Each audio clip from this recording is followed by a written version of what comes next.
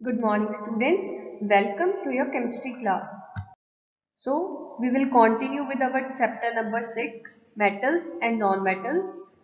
So, today we are going to start with corrosion. It is given on page number 56 of your book. The freshly cut surfaces of metals shine, but on being exposed to air, these surfaces usually get tarnished. तो वो क्या कह रहा है कि जो metal surface होती है यूजुअली तो वो काफ़ी शाइनी होती है, बट जब they are being exposed to air तो वो क्या होना शुरू हो जाती है, tarnished, discoloured. This happens because a thin film of the metal oxide is generally formed over there by the action of air and moisture on the metal. वो discolour होना क्यों शुरू हो जाती है? बिकॉज जो उसकी सरफेस है वहाँ पे मेटल ऑक्साइड फॉर्म होनी शुरू हो जाती है. वो इसलिए बिकॉज वो मॉइस्चर या ऐसी एयर की डायरेक्ट कांटेक्ट में होती है जिसकी वजह से उसकी डिसकलरिंग होना शुरू हो जाता है. Sometimes the hydrogen sulfide gas present in polluted air causes the formation of metal sulfide too. जरूरी नहीं है कि मेटल ऑक्साइड बनके ही वो मेटल जैसे उसकी जो सरफेस है वो टार्निश हो रही है. हो सकता है कि हाइड्रोजन सल्फाइड जैसे गैस प्रेजेंट है जहाँ पे, तो वहाँ पे मेटल की सल्फाइड बने और वो भी उसको टार्निश कर दे. For example, silver gets tarnished in polluted air by the formation of silver sulphide which is black. तो सिल्वर कई बार ब्लैक होना शुरू हो जाती है किसकी वजह से? फॉर्मेशन ऑफ सिल्वर सल्फाइड की वजह से. In many cases, example silver and gold, tarnishing protects the rest of the metallic mass from the chemical action of air. तो क्या हो रहा है, जब टार्निशिंग होनी शुरू हो जाती है, मान लो वो ऊपर से उसका कलर चेंज हो गया, तो क्या है जो टार्निशिंग है ना वो प्रोटेक्ट कर लेती है कि बाकी जो नीचे मेटल है ना वो ना खराब हो जाए. In the other cases, when the chemical action of air is prolonged beyond tarnishing, the compounds formed slowly eat away the metal. We then say that the metal is corroded. तो वो क्या कह रहे हैं कि जो केमिकल एक्शन ऑफ एयर उस metal पे हो रहा है, अगर वो इतना लंबा हो जाए कि मतलब टार्निशिंग से भी आगे चला जाए, तो क्या हो जाता है, जो कंपाउंड फॉर्म है ना वो क्या करता है, वो मेटल को खा लेता है एक तरह से, मतलब उसको खराब ही कर देता है एक तरह से, तो वो मेटल यूजेबल नहीं रहता. The slow destruction of a metal और an alloy by chemical action is called corrosion. तो यहाँ पे आपको कोरोजन की डेफिनेशन दी हुई है, market. The rusting of iron is a common example of corrosion. Other metals like magnesium, aluminium, zinc, tin and copper also corrode. तो corrosion इन सभी metals में भी होती है. The corrosion of copper is commonly observed in kitchen. You might have seen a green deposit over a copper utensil when the lid is left in moist air for a day or two. The green substance mainly contains basic copper sulfate or basic copper carbonate. You will learn about basic salts in higher classes. These compounds are formed by the action of oxygen, sulfur dioxide or carbon dioxide and moisture on copper. तो वो क्या कह रहे हैं कि copper की corrosion हो सकता है, आप सभी ने देखी हो, बिकॉज किचन में जो कॉपर के यूटेंसिल्स होते हैं उन पे क्या कह रहे हैं, एक ग्रीन डिपॉजिट होना शुरू हो जाता है ये कॉपर यूटेंसिल पे. जब उसको मॉइस्ट एयर में छोड़ा जाए 1 या 2 दिन के लिए, तो ग्रीन सब्सटेंस उन्होंने कहा वो क्या उसमें होता क्या है, ज्यादातर कॉपर सल्फेट या कॉपर कार्बोनेट होता है. तो दीज कंपाउंड जो ये फॉर्म होते हैं ये इसलिए फॉर्म होते हैं ऑक्सीजन, सल्फर डाइऑक्साइड या कार्बन डाइऑक्साइड और मॉइस्चर की वजह से, जो भी हम मेटल यूज कर रहे हैं, जैसे यहाँ पे उन्होंने हमें एग्जांपल दी है कॉपर की. Next is factors that aid corrosion. मतलब कि अगर ये फैक्टर्स मिले और कोरोजन और भी ज्यादा जल्दी होना शुरू हो जाएगी. The following factors hasten the corrosion of metals. पहला क्या है, the presence of impurities in the metal. Pure metals kept in isolation do not corrode. The iron pillar at Delhi, standing in the open air, has not corroded for centuries because it is made of pure iron. तो पहला तो factor क्या है, अगर जो हमारे पास metal है वही इम्प्योर है तो वो जल्दी कोरोड होगा. ठीक है, अगर कोई चीज प्योर है तो वो जल्दी कोरोजन उसको इफेक्ट नहीं करेगा. Second is the presence of moisture. ये हमने ऑलरेडी देख लिया कि मॉइस्चर की वजह से कोई भी मेटल है तो वो कोरोड होना शुरू हो जाता है। Third, the presence of acid forming gases. Gases like carbon dioxide, sulfur dioxide and hydrogen sulfide form acids upon reacting with moisture, leading to chemical action on the metal. तो क्या है, जो ये सारी गैसेज हैं, जहाँ ये हमें पता है कि एयर में अगर प्रेजेंट है, ठीक है, और ये रिएक्ट करती है मॉइस्चर के साथ, तो क्या एक एसिड फॉर्म कर देती हैं, और जो भी हमारे मेटल्स इनके कांटेक्ट में आती हैं तो उनके ऊपर इनका केमिकल एक्शन होता है, जिसकी वजह से कोरोजन होती है। Fourth, the presence of salts. Salts facilitate corrosion.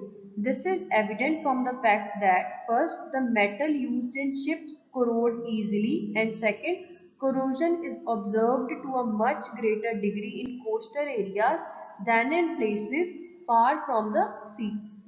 So in the fourth point they are telling us कि अगर जहाँ पे भी कोरोजन हो रहा है, अगर वहाँ पे प्रेजेंस ऑफ सॉल्ट्स है तो कोरोजन का प्रोसेस और भी ज़्यादा जल्दी होना शुरू हो जाएगा। और उन्होंने क्या क्या बताया है कि अगर जो पहले तो उन्होंने एक एग्जांपल दी हमें कि जो मेटल हम शिप्स वगैरह में यूज करते हैं ना, वो जल्दी कोरोड होना शुरू हो जाता है। ऐसा क्यों?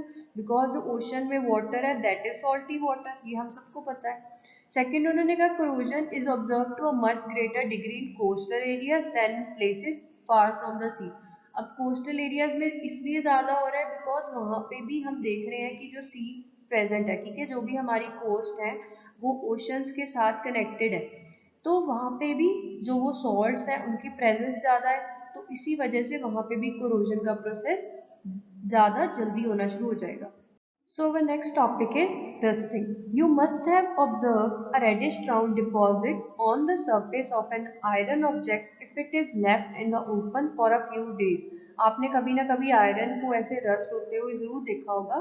The reddish brown substance is called rust. जो भी ये reddish brown deposit होता है इसके ऊपर, इसको कहते हैं rust. Is an oxide of iron with a few water molecules. It is represented by formula Fe2O3XH2O. यहाँ पे X इसलिए लगाया गया है बिकॉज वो कह रहे हैं कि number of H2O molecules is uncertain. The deposition of rust is called rusting. Metal oxides and hydroxides are generally bases. A base turns moistened red litmus paper blue and so does rust. कि जो एक base होता है वो red litmus paper को blue कर देता है और रस्ट भी ऐसा ही करता है। Rusting takes place in moist air. Rusting takes place only in moist air. If either air or moisture is absent, rust does not form.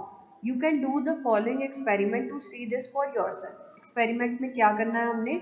Take 3 test tubes and label them A, B and C and a few unrusted small iron nails of similar size. First, put a few nails in test tube A, pour some tap water into it and place A in a test tube stand. You can add a drop of a dilute acid to facilitate the reaction. Second, क्या करना है हमने? Boil some distilled water in test tube B to remove the dissolved air. Put some nails into the air-free water and pour oil over the water. The oil will not allow the water to come in contact with air. Cork the test tube and place it in the stand by the side of A. Third, place some quicklime in test tube C. Put a few nails in the test tube and cork it. Place the test tube in the stand. Quicklime has the ability to absorb all the moisture within a closed space. Thus, the air in test tube C does not contain any moisture. तो हमारी 3 test tubes ऐसे तैयार होगी। पहले में हमने क्या लिया है? एक टैप वाटर लिया और उसमें हमने आयरन नेल्स डाल दिए। सेकंड में हमने बॉइल्ड डिस्टिल्ड वाटर लिया है और यहाँ पे क्या है? ऑयल की लेयरिंग हो गई है और इसको हमने कॉक भी कर दिया है। थर्ड को भी हमने कॉक किया है और इसमें हमने क्या किया? क्विकलाइम डाल दिया and this is iron nails. तो ये है हमारी टेस्ट ट्यूब जो हमने तैयार की है।